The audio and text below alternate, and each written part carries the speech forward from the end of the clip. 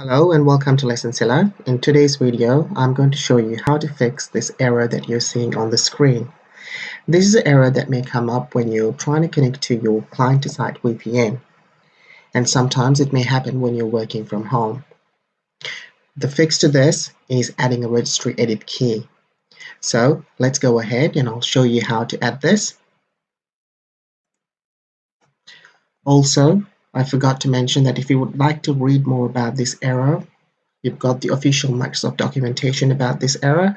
I'll put a link in the description box below so you can read it and find out what exactly happening behind the scenes. But the fix is pretty straightforward and easy, so let's just go ahead. Alright, so I'm going to open command prompt in administrator mode.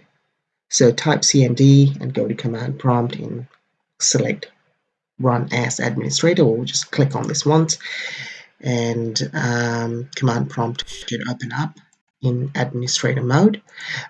You will see it's been opened as administrator by just looking at this top left corner in here, and also it'll show you system32, which means command prompt is running as in administrator mode.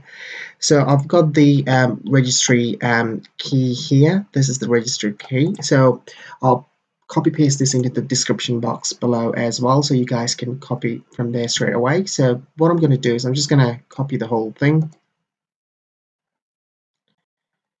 and paste it here and hit enter. Wonderful. As you can see, the command has been run successfully. The next thing to do is go ahead and restart your machine. And after you restart the machine, go ahead and try to connect to the client-side VPN, and you should be connecting without any issues. Thanks for joining with me today. If you like this video, please give it a thumbs up. And if you would like to continue getting notifications about my future videos, please click the bell icon and subscribe to my channel. Thanks once again. See you guys in the next one. Bye-bye.